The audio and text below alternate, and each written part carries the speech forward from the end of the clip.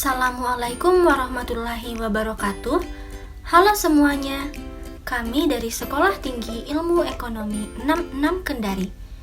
Video ini dibuat untuk memenuhi tugas mata kuliah perpajakan lanjutan yang dibimbing oleh Ibu Nita Hasnita SAK ME.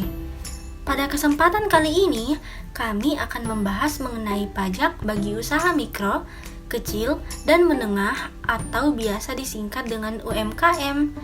Tapi sebelum itu, saya akan memperkenalkan teman kelompok saya satu persatu. Dimulai dari Muhammad Andriawan dengan NIM 206602089, kemudian Dewi Suci Mutiara Rahman dengan NIM 206602090, lalu Muhammad Farhan Ramadan dengan NIM 206602095, selanjutnya Muhammad Imran Ahad dengan NIM 206602097, kemudian Paskalia Maria Damas dengan NIM 206602098, lalu Al-Munawara dengan NIM 206602101, dan Hidratul Aulia Saranani dengan NIM 206602107.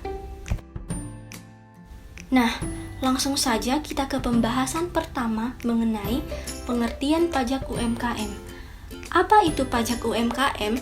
Pajak UMKM merupakan pajak yang dibebankan kepada para pelaku usaha mikro, kecil, menengah, biasa disingkat dengan UMKM. Sama seperti pajak lainnya, sifat pajak sendiri mengikat dan memaksa. Oleh sebab itu, jenis pajak ini bersifat memaksa dan mengikat para pelaku UMKM. Dasar hukum pajak UMKM. Yang pertama, Undang-Undang Nomor 6 Tahun 1983 yang telah diubah terakhir dengan Undang-Undang Nomor 16 Tahun 2009 tentang ketentuan umum perpajakan. Yang kedua, Undang-Undang Nomor 7 Tahun 1983 yang telah disempurnakan dan diubah terakhir dengan Undang-Undang Nomor 36 Tahun 2008 yang berisi tentang pajak penghasilan. Yang ketiga, peraturan pemerintah yang diatur dalam Undang-Undang Nomor 8 Tahun 1983 yang telah diubah dan disempurnakan dengan Undang-Undang Nomor 42 Tahun 2009 yang berisi tentang pajak pertambahan nilai. Yang keempat, Undang-Undang Nomor 20 Tahun 2008 tentang usaha mikro, kecil, dan menengah. Kriteria UMKM. Yang pertama adalah usaha mikro. Usaha ini dapat diartikan sebagai suatu usaha ekonomi produktif yang dimiliki individu atau badan usaha yang tentunya memenuhi ciri-ciri sebagai usaha mikro. Saat ini, usaha mikro di Indonesia sudah berkembang dengan pesat dan maju. Yang kedua adalah usaha kecil, yang biasa diartikan sebagai suatu usaha ekonomi produktif dan berdiri sendiri atau independen, dan dimiliki oleh suatu kelompok atau perorangan badan usaha dan bukan cabang dari usaha utama. Selain itu, usaha kecil juga dikuasai dan menjadi salah satu bagian baik secara tidak langsung maupun secara langsung dari usaha menengah. Dan yang terakhir adalah usaha menengah. Usaha menengah merupakan suatu usaha dalam ekonomi produktif dan bukan cabang dari usaha utama atau perusahaan pusat serta menjadi bagian secara tidak langsung maupun secara langsung bagi usaha kecil dan atau usaha besar. Selanjutnya masuk pada berapa besar tarif pajak UMKM. Di sini dijelaskan bahwa penurunan tarif merupakan kewajiban pemerintah pada UMKM yang memiliki omset maksimal 4,8 miliar.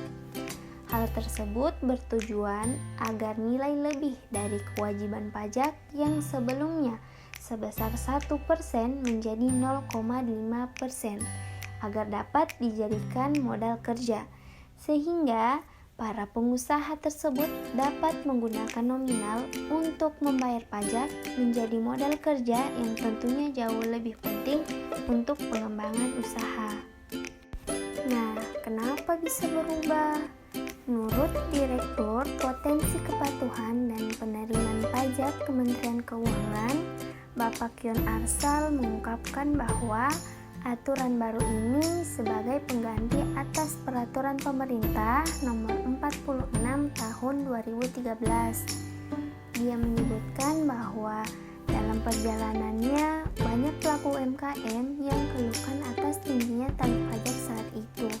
Bapak Kyon Arsal mengatakan juga bahwa penurunan tarif ini dimaksudkan dalam mendorong peran serta masyarakat dalam kegiatan ekonomi formal, sehingga ke depan akan memberikan keadilan dan kemudahan dalam melaksanakan kewajiban pajak bagi UMKM.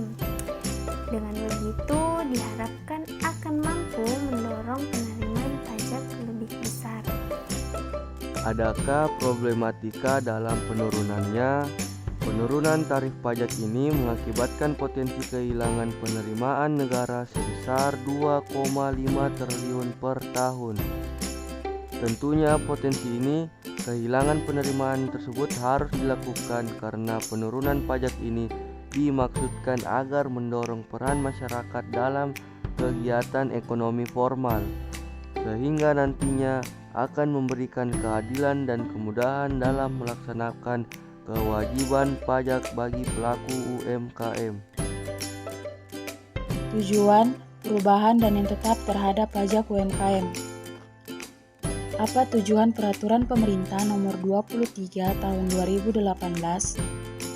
Sebagai hasil evaluasi peraturan pemerintah nomor 46 tahun 2013 dan untuk memberikan kemudahan, kesederhanaan, serta untuk mendorong masyarakat berperan dalam kegiatan ekonomi, perlu diatur skema baru pajak penghasilan atau PPh atas penghasilan dari usaha yang diterima atau diperoleh wajib pajak yang memiliki peredaran bruto tertentu. Kemudian apa yang berubah dan apa yang tetap terhadap pajak UMKM? Yang berubah yang pertama penurunan tarif, yang kedua penambahan ketentuan jangka waktu, yang ketiga hak memilih untuk dikenakan PPh final atau tidak dengan kewajiban pemberitahuan, yang keempat penyesuaian kriteria wajib pajak badan, yang kelima penyesuaian pengecualian subjek yang dikenai peraturan pemerintah, yang keenam penegasan omset untuk WPOP status, pisah harta dan penghasilan dan memilih terpisah. Yang ketujuh, penambahan cara penyetoran, apakah dipotong atau dipungut. Dan apa yang tetap? Yang tetap yang pertama, batasan omset. Yang kedua, dasar pengenaan pajak. Yang ketiga, pengecualian objek pajak. Implikasi dalam penerapan pajak UMKM. Apakah memang ada? Jelas ada pastinya. Implikasinya adalah, yang pertama, beban pajak UMKM semakin kecil. Yang kedua, para wajib pajak UMKM diharapkan mampu berkontribusi besar dalam pemasukan negara. Dan yang ketiga, dapat memberikan keadilan pada pelaku UMKM. Sebagai bentuk kepedulian pemerintah terhadap UMKM, UMKM merupakan pilar terpenting dalam perekonomian Indonesia. Jumlah UMKM Indonesia yakni sebesar 64,19 juta, di mana komposisi usaha mikro dan kecil sangat dominan yakni 64,13 juta atau sekitar 99,92% dari keseluruhan sektor usaha. Dari 64,19 juta UMKM di Indonesia, sebanyak 64,13 juta masih merupakan UMK yang masih berada di sektor informal, sehingga perlu didorong untuk bertransformasi ke sektor formal.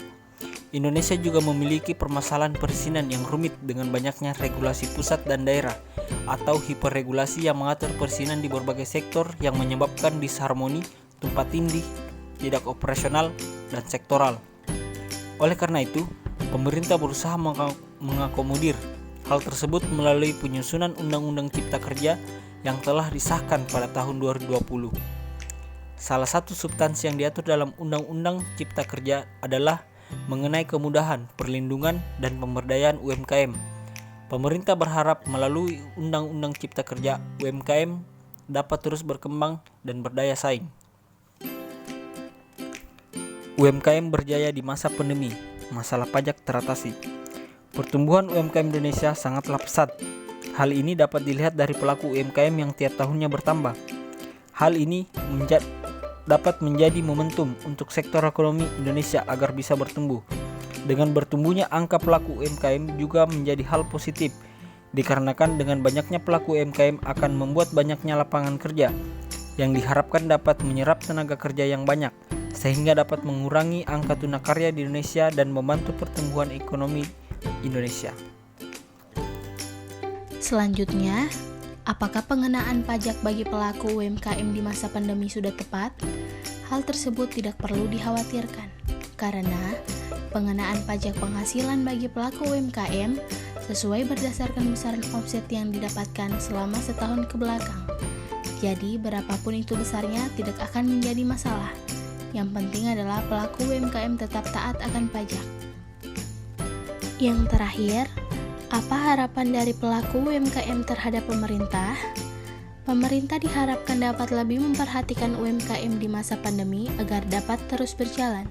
Salah satu caranya adalah memberi keringanan dalam pengenaan pajak dan memberikan bantuan kepada para pelaku UMKM yang ada, sehingga pelaku UMKM dapat terus menjalankan usahanya dan dapat menjadi wajib pajak yang baik dan membayar pajak tepat waktu. Dengan demikian, masalah dapat teratasi sehingga pengenaan pajak atas pelaku usaha mikro, kecil, dan menengah, biasa disebut UMKM, dapat diberlakukan sebagaimana mestinya dan dapat membangun generasi yang taat pajak yang mencerminkan sikap bela negara. Nah, itulah tadi pembahasan singkat mengenai pajak UMKM yang telah dijelaskan oleh kelompok 4. Semoga mudah dimengerti dan informasi-informasi tersebut dapat bermanfaat bagi banyak pihak. Sekian dari kami, untuk lebih dan kurangnya mohon dimaafkan, dan atas perhatiannya kami ucapkan terima kasih banyak. Wassalamualaikum warahmatullahi wabarakatuh.